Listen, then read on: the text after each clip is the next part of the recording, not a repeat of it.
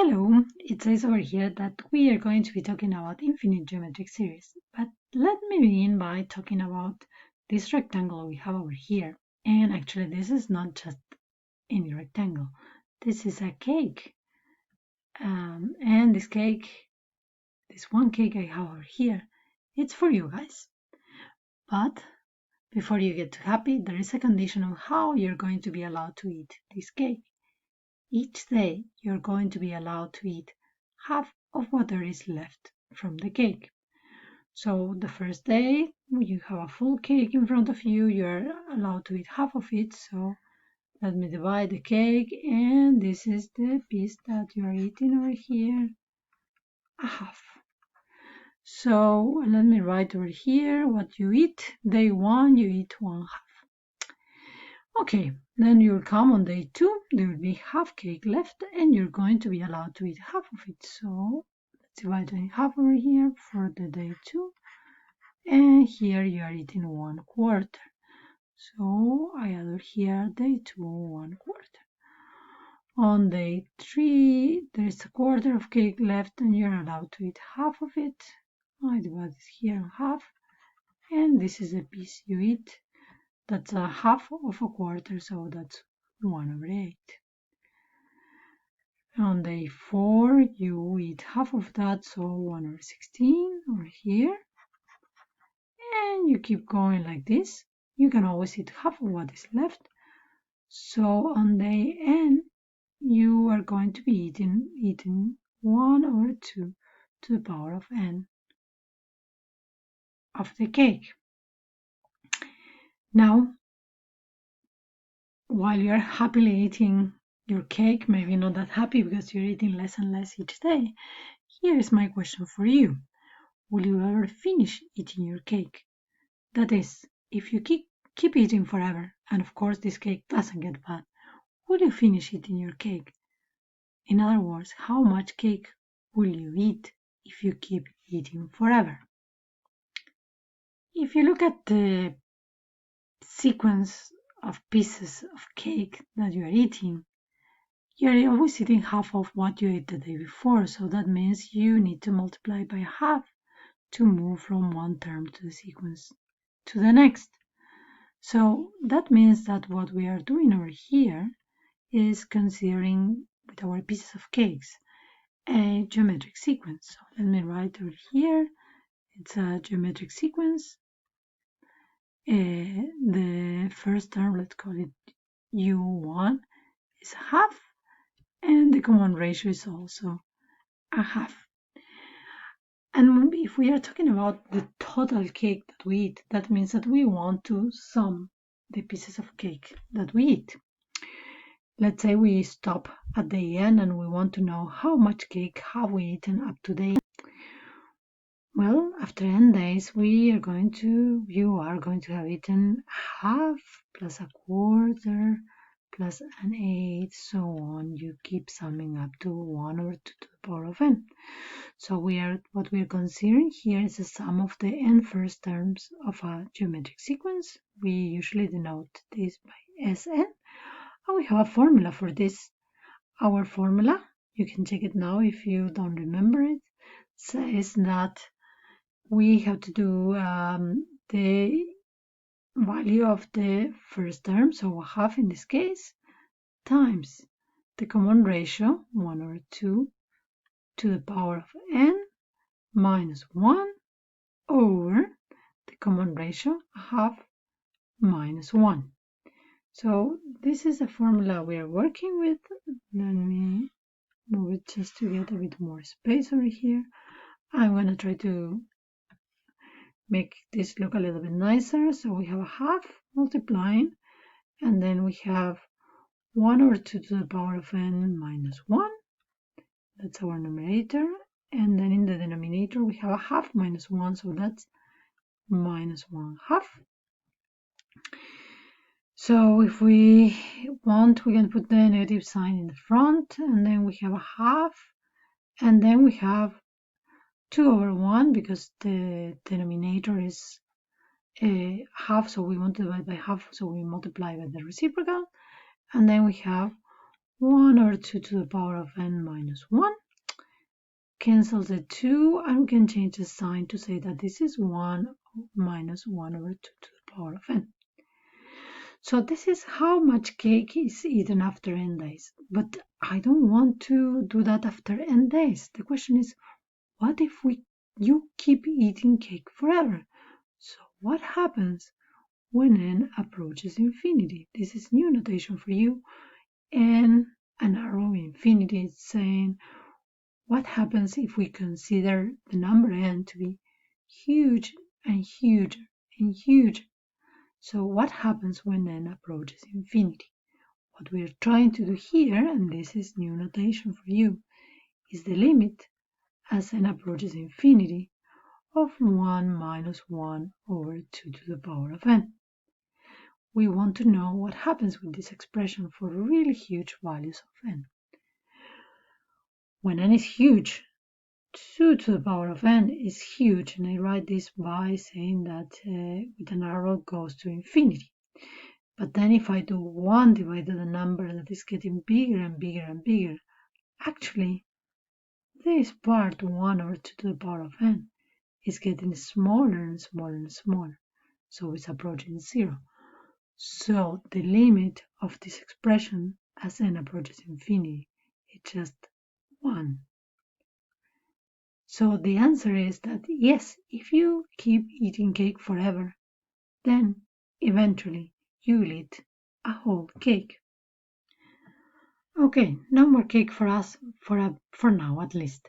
So what is that we are doing? We are considering a geometric sequence. So let's say we have the terms u1, u1r, u1r squared, and we keep going like that. Then term is u1r to the power of n minus 1, and we keep going. This is a geometric sequence, and the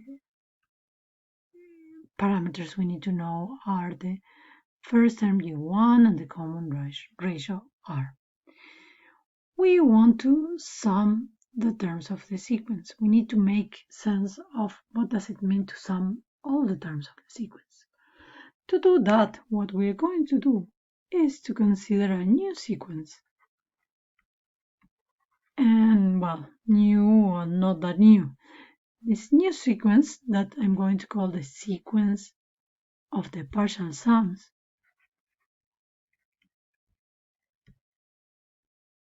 is Sn. Well, the first term S1 is going to be just the first term of the sequence. The second term S2 is going to be the sum of the first two terms of the sequence. And we keep going like this. The third term S3 is the sum of U1 plus U1R plus U1R squared. In general, we have a formula for this. The n term of this, so the sum of the first n terms of the sequence, is given by u1 r to the power of n minus 1 over r minus 1. This is a new sequence we can consider, and of course we can keep doing this forever. And now we are going to say that the sum of all the terms of the sequence, of the infinite sum, is the limit as n approaches infinity of the sequence of partial sums. So one more time, what are we doing? We have a geometric sequence.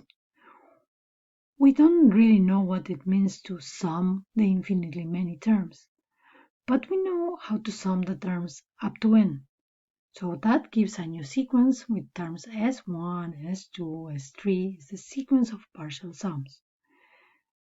And now to make sense of the infinite sum, what we're going to do is, what happens with this sequence of partial sums when n is really, really huge?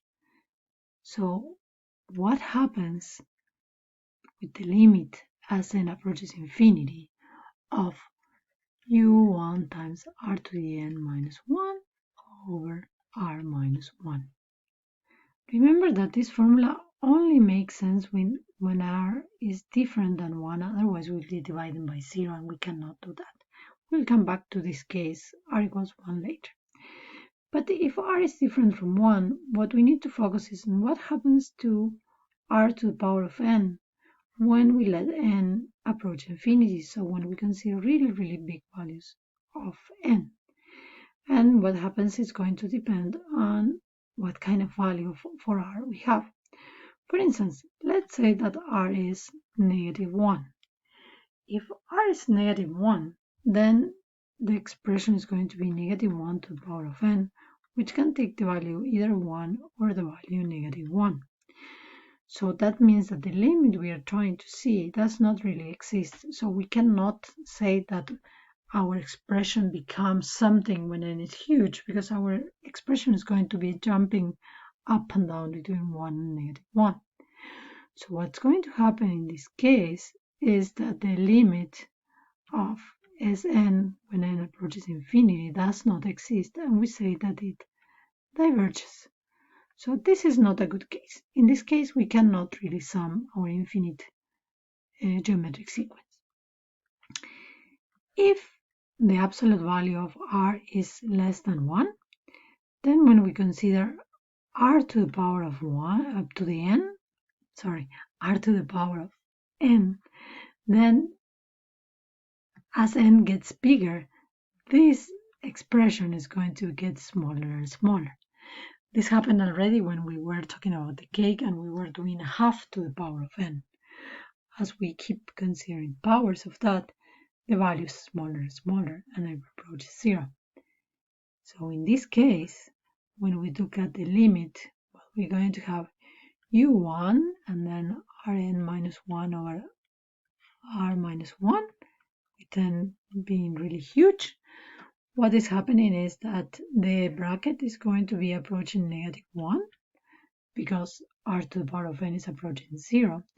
So the whole expression is going to be minus u1 over r minus 1. We can write this as u1 over 1 minus r, just to avoid the negative sign at the beginning. So this is a good case. I'm saying if we consider a geometric sequence with common ratio less than 1 in absolute value, then we have a meaning for what it is to sum the infinite terms of the sequence, and we have the value that we obtain. In this case, we get the value u1 over 1 minus r. This was what happened with our cake. If the absolute value of r is greater than 1, then we are not going to be so lucky. Well, if r is positive, r to the power of n is going to be approaching infinity. And if r is negative, then this r to the power of n is going to be getting bigger and bigger and bigger, but it's going to be oscillating between positive infinity and negative infinity. In both cases, we say that the limit of the sequence of partial sums diverges, so we are not able to sum our infinite geometric sequence if the absolute value of r is greater than 1. I had to mention what happens with the case r equals 1. I have a lot of space, but it's okay because it's not a lot of space needed.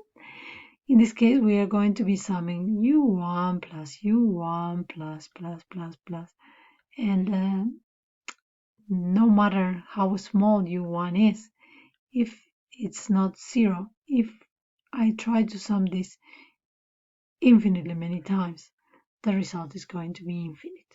So again, in this case, we are going to get a divergence. So we're not going to be able to sum this. So to sum up, if we have a geometric sequence with first term u1 and common ratio r with the condition that the absolute value of r is less than 1, then the infinite series u1 plus u1 times r plus, we keep summing all the terms of the sequence, is, well, the limit of the sequence of partial sums Sn as n approaches infinity, and this gives us the value u1 over 1 minus r. and this is